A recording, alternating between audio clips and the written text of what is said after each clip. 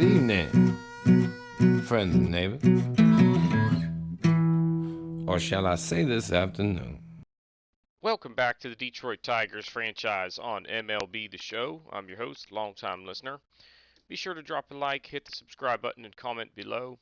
You can see that we have reached the All-Star break here, and the Tigers absolutely came stumbling into the break as, starting here on July 4th, it was 9 straight losses. Then we picked up a win, lost a couple more, and then squeaked one out against Tampa to at least split that series.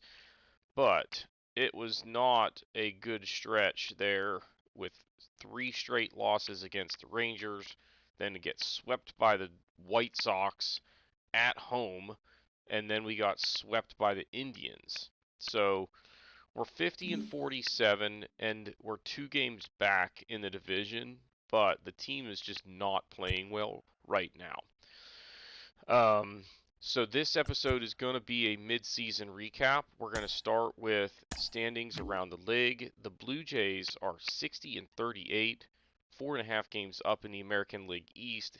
Yankees and Rays are still in the mix there, but likely playing for a wild card if things keep going the way they are.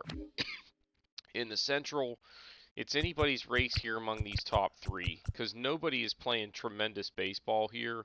We still have a really good shot. Just 2 games back at the break. We're definitely in it. We just got to get our team going again.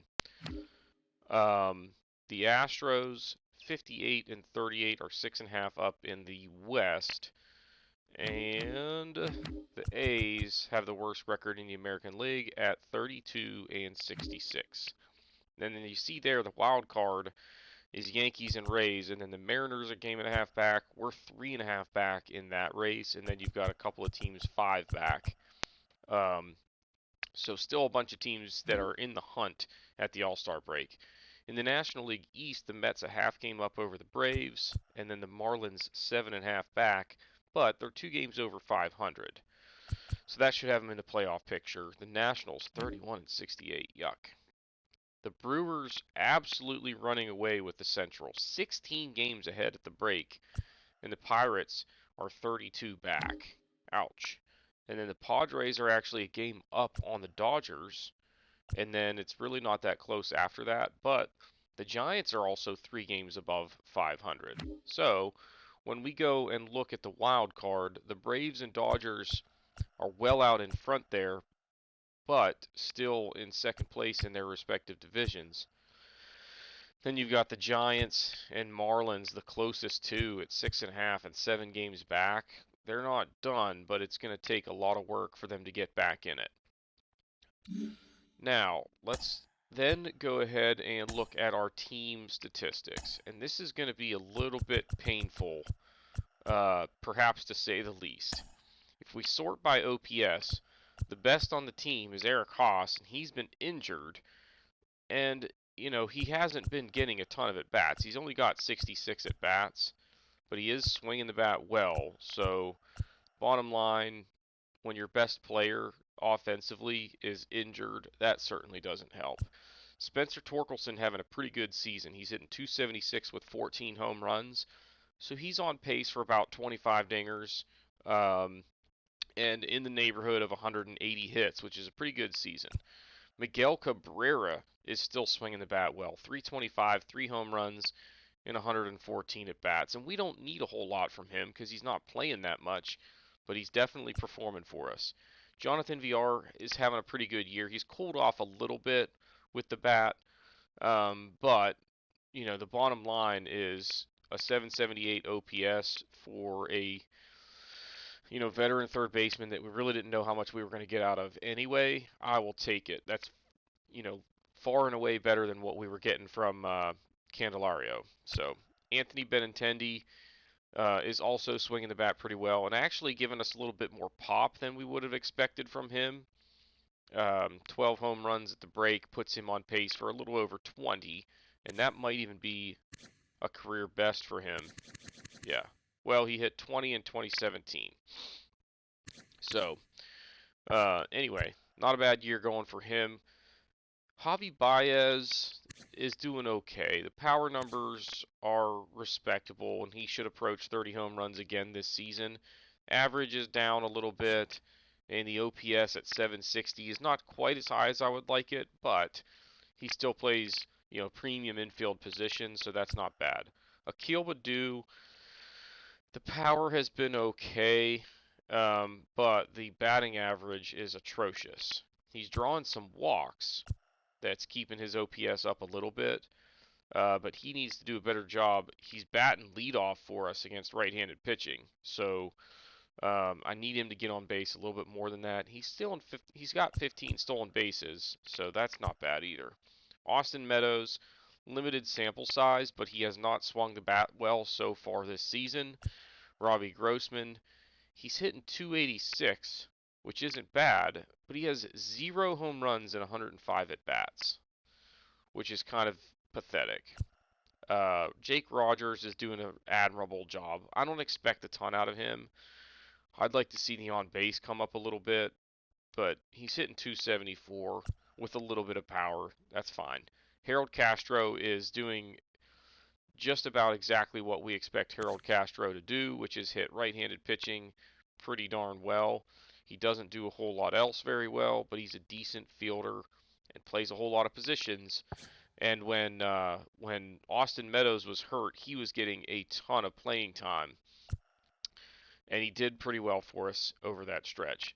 Willie Castro is doing okay, hitting 275. He's not getting on base. He's not hitting for any power as far as like walks and doubles, but he's doing a decent job for us. Riley Green has just been on a freaking downward spiral for like a month. He has not hit the ball well of late. He was doing really well out of the gates, and now he's having a season that's worse than Jonathan Scope, arguably. And I don't know what to do about Jonathan Scope. He's hitting 210 with 9 home runs in 319 at bats. If he really turns it on in the second half, he can get up to around, 245, 250 and hit, maybe 20 home runs, which would be okay, but I don't see it happening. Like, you look at what he did last year, he wasn't very good, and it looks to be a trend that's continuing through this season, and his attributes are starting to fall off a little bit as a result. Sam Huff, only 28 at bats, but he has been a disaster since we called him up once Eric Haas got hurt. So he has not done the job filling in, considering his OPS is 310, which is, when the guy you replaced has the best OPS on the team, that ain't going to work. Pitching. We're going to start by sorting whip, and we'll look at the good first. Eduardo Rodriguez has been the one bright spot on this rotation for the most part. He's got 11 wins, 1.16 whip, and a 2.5 ERA. All of those numbers pretty much about as good as we can hope for from a guy that's, in his prime right now, 29 years old, still improving a little bit as far as the attributes go, but we're not going to get a whole lot more of that out of him. Michael Givens out of the bullpen has been a bright spot. The 1.19 whip is really solid. The 3.3 ERA is okay. And he's just doing a good job for us in that setup role. We don't expect a whole lot more out of him than those numbers right there.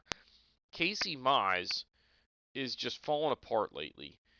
His whip is solid, but that ERA is just atrocious, and it's because he's given up big hits and big innings. I just don't understand it. So he's got to get better is the bottom line. I mean, he's not doing terrible, and he's still improving as far as his attributes go. He's up to an 83 overall in terms of his rating. So he's going to continue to get really good, and I'm not super worried about him. Tarek Skubal also still slowly improving. His whip is okay. The ERA is better than Mize, and he's 8-5, and he pitched pretty well his last couple starts. So I'm happy with what we're getting from him. Andrew Chaffin looks like he got selected to the All-Star team. He has had a weird season because the whip has always been higher than we'd like it. But he's doing a good job from an ERA perspective. except for he's blown a few saves recently. I think he's like, yeah, he's 31 out of 34. But honestly, I can't complain too much about him. He's not the reason that we're losing. In fact, a couple of his blown saves, he ended up getting the win. So there's that. Matt Manning, man, he was doing so well at the beginning of the year. He started to cool off. The ERA is still respectable. He's got 9 wins, but the WHIP is starting to spike, and that's an issue. Spencer Turnbull has been slightly below expectations all year long, but he's at least been relatively consistent. You know, he hasn't been getting smoked for 8 runs in 4 innings kind of thing, but he also hasn't been giving me any complete game shutout type performances either. Tyler Alexander has been a disappointment. He hasn't been like completely awful, but he's been consistently struggling kind of thing. Matt Strom also really not happy with what we're getting out of him. Chad Kuhl has been a disaster. Joey Wentz has been a disaster. And Joe Jimenez, his last like 4 or 5 outings has just gotten rocked to where the WHIP is atrocious. The ERA is atrocious. He just hasn't been bad. So you basically have 1, 2, 3, 4, 5, 6 guys that are having, you know, pretty rough seasons. And that doesn't count Michael Fulmer, who I actually went in to look and see, like, what can we do here to address the Joe Jimenez situation, because I can't have a guy in the middle of my, you know, bullpen structure that's just a complete bust. And my long relief guys are both terrible. So, like, what are my options, right? Is kind of what I'm thinking about. Well, Jackson Jobe just, he's not the answer because I don't want to call him up yet. And then, like, I don't know that Reggie Ullman can handle it. He's only 25. He's a 68 overall. He could be sort of a bring him up to maybe replace Chad Kuhl and see what we get out of him. But I don't even think he's on the 40-man roster. In fact, let's actually do this from the roster. Yeah, he's not even on the 40-man. So I could call up Ty Madden, but he's not having a very good go of it this year. Like, I just don't have any options that I could call up. Alex Fayetto has some major league experience. Excuse me. But he's been atrocious this year, and that's at Double-A. So I just don't have any good answers there. I'm not calling up Jackson Jobe just to be a long relief guy. Like, it's just not going to happen. And then for relief pitchers, I could go with somebody like a Peter Suzuki, but I'd have to add him to the 40-man and then call him up. And I don't necessarily know that we want to do that. I could because of how good he has been. But I just don't know. I mean, he's 18 years old. I think it might actually be worth a try because I don't think I have to drop anybody off of the 40-man. I think I have space. Michael Fulmer has been awful since going down to AAA as well. So let's see if I can do this. I can. So we're going to go ahead and call him up. Let's give Peter Suzuki a shot. Joe Jimenez, you're going down to AAA, right? So that's how we're going to handle that. We're going to give him a chance. And let me actually go into the rotation and make sure that that went the way I wanted it to. Yeah, okay. So we're good there. But that's basically the issue that we're running into as far as pitching goes. Now, I do want to at least go and look at the AAA numbers to just see if there's anybody that's crushing it. He's doing okay. He sucks. Jonah Perez was our #1 pick last year. He's doing okay. He's hitting .277 with 12 home runs. He's not developing quite as quickly as I would like to see, but he's doing fine, and he might be ready to make that call next year and take the position that will be vacated by Miguel Cabrera. So he doesn't have quite the pop that I would like to see, and his power against lefties is actually going the wrong direction. But I think right now he's a better option than Miguel Cabrera in terms of a long-term fit. Josh Lester, terrible. Terrible. Darren Dingler, a disappointment. He's a guy that if he could have a couple of good seasons, he could really explode as far as his overall. But I need him to hit to do that, and he's not doing it. Trey Cruz, terrible. Pinero, terrible. Vellante, terrible. Off the bench, nothing noteworthy there. Let's actually, hang on. While we're there, let's look at Double A. Nothing, nothing, nothing. 298 with 4 home runs, and he's a B potential. Keep having seasons like that, and he could, advance quite a bit and become pretty good. I'm disappointed here in Alfonso that I'm not getting any power from him, because that's the one thing where he is really lacking. And if he could develop that, he could end up being a pretty decent player for us. Daz Cameron, kind of disappointing. Jake Holton, the potential. Parker Meadows, the younger brother of Austin, not having a very good season. Eric De La Rosa, trash. Just 30 at-bats. Nothing. He's playing pretty well. C potential, but that's not going to ever turn into much. Dylan Rosa doing okay, but just 39 at-bats. All right, so that's it for the offense. Nobody exactly like tearing the cover off the ball to the point where I kind of have to make a decision to move him up or not. And then if we look at the minor league rotation, Job is doing okay. Hill is not doing very well. Ullman is doing very well. I mean, it's only 77 innings, though. I think he missed some time.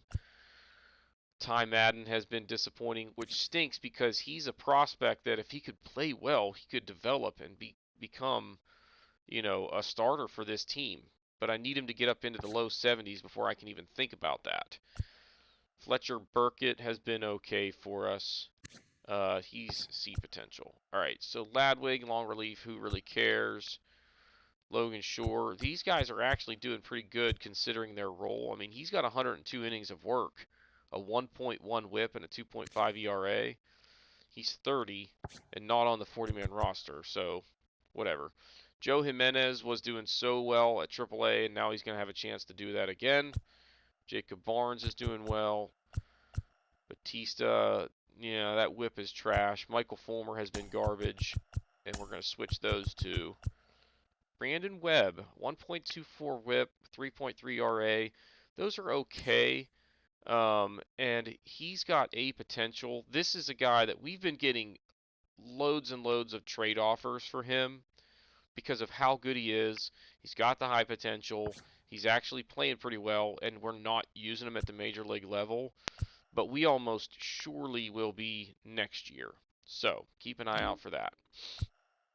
In Double-A, Matt Tabor, he's got B potential, and he's only 24. He's doing pretty well, so I'd like to see him progress to where maybe we can use him as a starter or long reliever before too long. Franklin Perez pushing the twilight of his chances to, really develop and make it to the major leagues.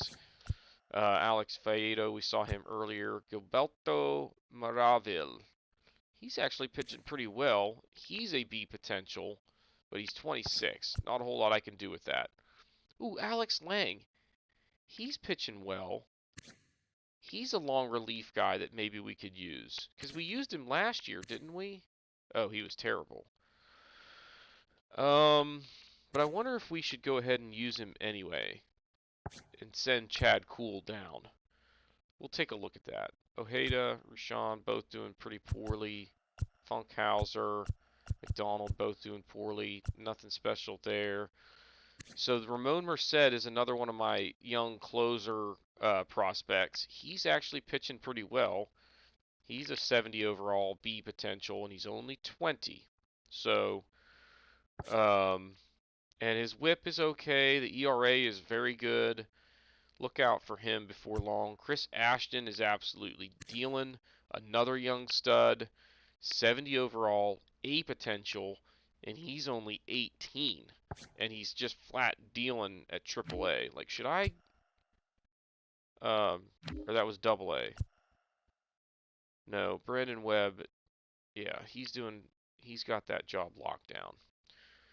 So let's actually go take a look at the roster. If Alex Lang, where is he? Is he on the 40 man? Yeah. I think I'm going to call him up and send Chad Cool down. He's been so bad that I just can't deal with it. Although he did pitch well in the last outing he had, but it's embarrassing. It's freaking embarrassing. So let's go into the rotation. Wait. AA. I need to send somebody else down. He got called up all the way from AA. Yikes. So let's go to the AAA roster and send somebody down, right? Who's our worst starting pitcher? Logan Shore. He's been doing okay, but unfortunately, I just need to make a spot. All right, now let's go into the rotation. AAA. Chad Cool should probably be in this rotation. Garrett Hill. You are the odd man out. Oh, come on with this. No, not Chad. There we go. There we go. And then Logan Shore was the one that we sent down. And he was doing okay, so we at least got to give him the starting spot. Alright, so those are some roster moves for us for right now. And again, we're still in the mix here, and nobody is, like, counting us out by any stretch. But we've got to get it together. If we look at team rankings, I'm going to just look at some of the key ones, like runs, basically.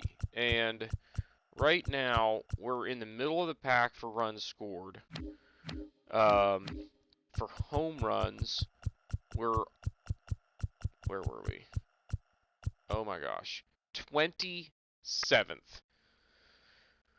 Which, that's going to continue to be a trend for this team. I'm never going to have a bunch of sluggers on this team. We're going to build this team for speed and contact. It was working out early this season. It is not right now. But in my defense, I don't have the personnel that I want just yet. But we're getting there. Stolen bases. We should be in the middle of the pack here, shouldn't we? Holy moly. 25th. And we've got 49 stolen bases. There are 40 right there between Badu, Baez, and Riley Green. And I'm not worried about having a ton of stolen bases.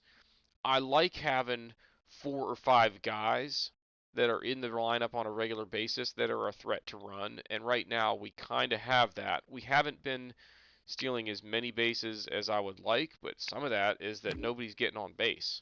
So we've been caught stealing the fewest amount of times for the 5th best stolen base percentage. So that's good. How are we doing on strikeouts? We're not striking out a ton. We're 7th on that list, so that's good. What about walks? We're toward the bottom, so that kind of makes sense. Defensive fielding percentage is all we're really caring about here. As long as we're near the middle, I'm happy, but we are almost dead last. So the fielding has been letting us down this year. ERA, I know we're toward the bottom. 24th. So And that number was like, we were like 14th a few weeks ago. We have just been really bad lately. Let's look at blown saves. 27th. So that's no bueno. We're one away from worst in the league. And that's just a reflection of us, having some close games. We bring in a middle reliever or a setup guy, and they promptly give up a walk and then a home run, and all of a sudden we're losing. It's not even like they just keep us in a tie ball game. Half the time they give up the lead to where now we got to come from behind late in the ball game. Earned runs, well, I guess that's a reflection of your ERA. So, homers, are we giving up a lot of home runs? No, we are not. We're doing a good job keeping the ball in the ballpark, but I feel like we're walking a ton of guys. 19th is not actually that bad. And then for strikeouts, 18th. That's not terrible, but has room for improvement. But we're still young. Our pitching staff has 3 young starters. And really, Eduardo Rodriguez is like, he's not young, but he's not old. He's what, 29, I believe.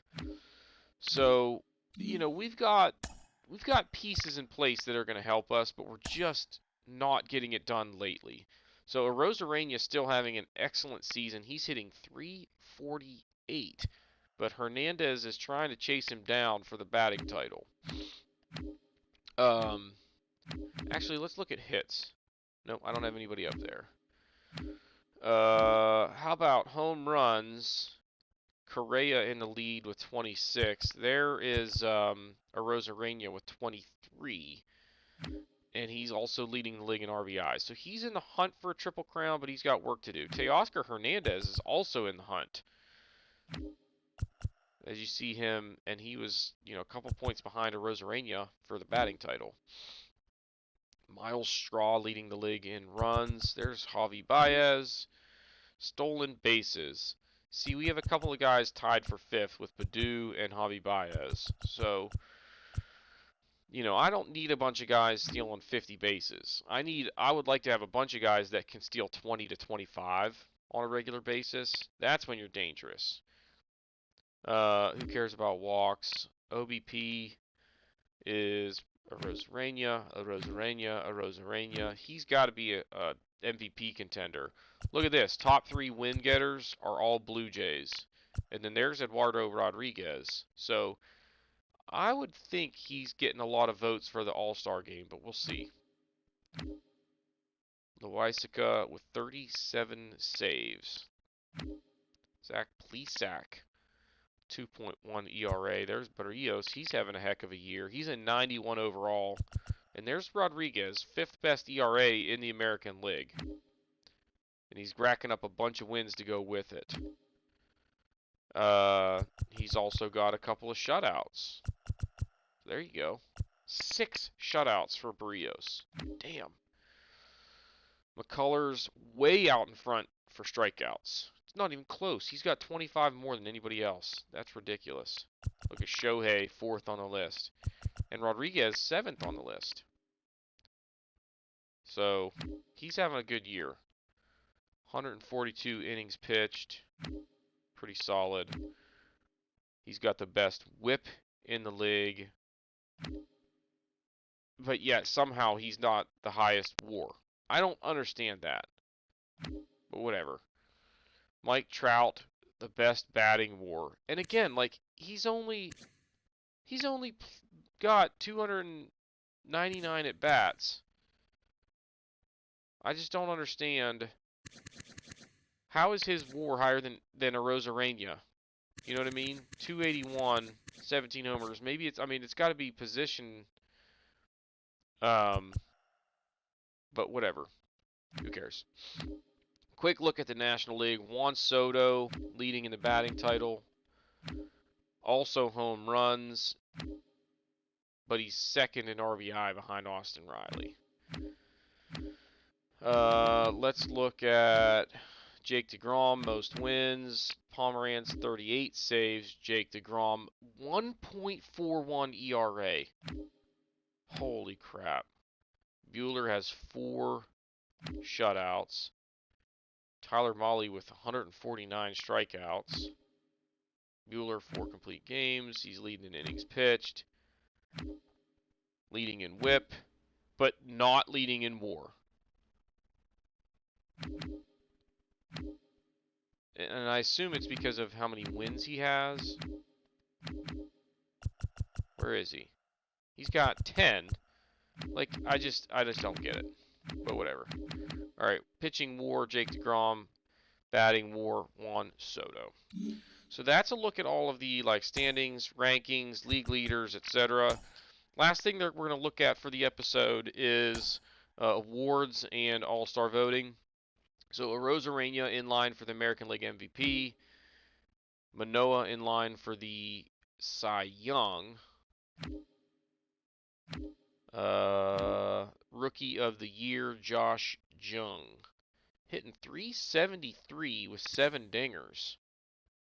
Dang. 373. Get him some at-bats, guys. Jeez. All right, let's look at the National League as well. Oh my gosh.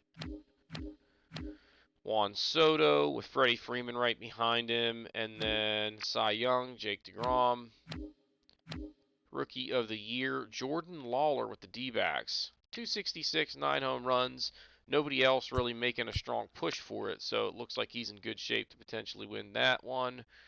And now, last but not least, we're looking at all-star voting. So Eduardo Rodriguez did make it. He got the 4th most votes among starting pitchers in the American League. I should not have anybody on the relief pitcher list. Andrew Chaffin got the nod as one of the relievers/closers, so that's cool. At catcher, we're not even... Well, Jake Rogers is in the top 10. So there's that. Spencer Torkelson, 5th. Not bad. Second base. Yeah, oh, Jonathan Scope. Sorry.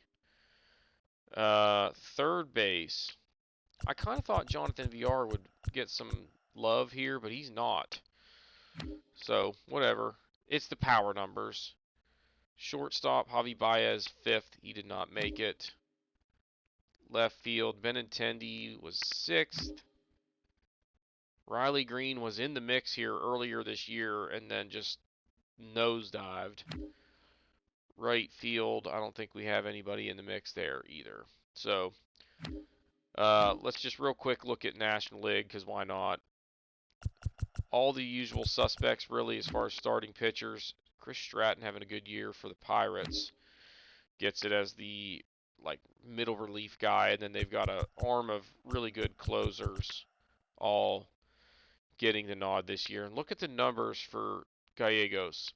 A .77 whip and a .26 ERA. That is just bonkers. He's basically given up 1 run all season. Is that right? 35 innings. If you were to do 6 or 36, that's 4 complete games, and his ERA would be .25. So that's 1 run for every 9 innings. That is just insane. Keibert Ruiz, Freddie Freeman, Ozzie Albies, Austin Riley, Tatis. Fernando Tatis was traded to the Padres in exchange for a 31-year-old James Shields back in the day. And boy, was that a stupid trade by the White Sox. But whatever. Christian Yelich having a great year. 346, 19 dingers. Ketel Marte having a good year. Juan Soto. So their outfield is just freaking ridiculous. And then you got Tatis at short. Austin Riley smashing dingers at third. That National League lineup is sick. So, all right, that'll do it for this episode. The one thing you might expect to see before the next episode is potentially some trade news. Let's actually look at this transaction here and see what's going on. Okay, we don't necessarily care about that. But I am really trying to think about a way to beef up our offensive situation. Jonathan Scope has been absolutely terrible. And if we go to trades, and basically what I want to kind of think about is who can I afford to move? Like, I can't afford to move any of my starters. Jackson Jobe, maybe, but like he's such a valuable asset, I'd be stupid to trade him unless it's like a situation where I think I can get the piece that'll put us over the top, and we're not there. I would look farther down the list and maybe trade a guy like Ty Madden to see if I can get a player that can help us, get back into the playoff picture. So that's an option. I've got all of these arms coming out of the bullpen, but I want to hang on to them. The reason we didn't draft relief pitchers this year, for the most part, is because these three studs should be like closer setup for us for a while. Because Merced throws lefty, Ashton's a righty, and then Webb would be the closer if everything kind of trends the way it is.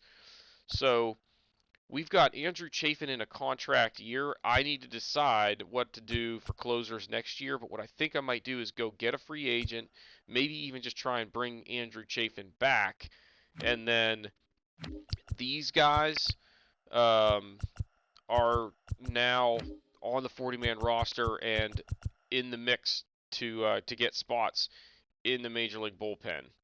So I don't necessarily want to trade any of them either. For catchers, I could maybe look at one of these two guys being moved. I don't want to move any of them. Jonathan Scope, I would be glad to ship off. He's in the last year of his contract. He's been a disaster this year, and he's the guy that I'm looking to replace. What I would want to do is basically take Jonathan VR, move him to second, and bring in a corner infielder that can smash.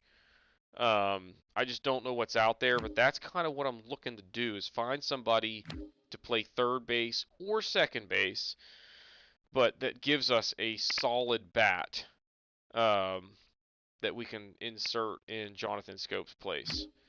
Riley Green is not a trade piece. Maybe Victor Reyes, because we've got a lot of outfield options right now that I just don't have room for him unless I have an injury. Although Robbie Grossman is probably at the end of his career with the Tigers.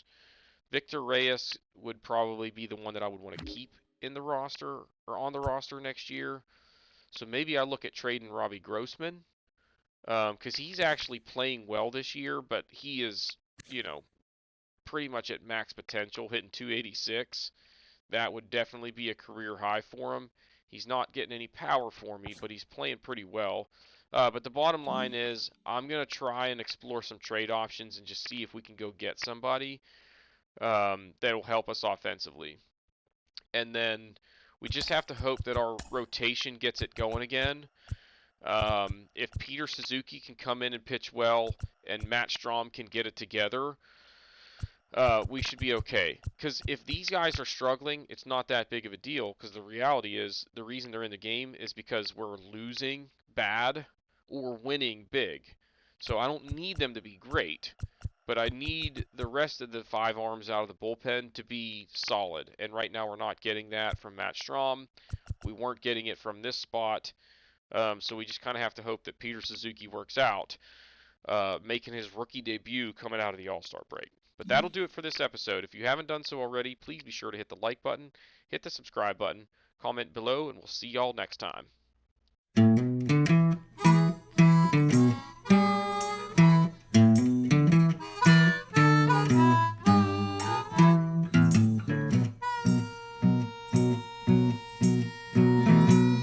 Good evening, friends and neighbors. Or shall I say this afternoon?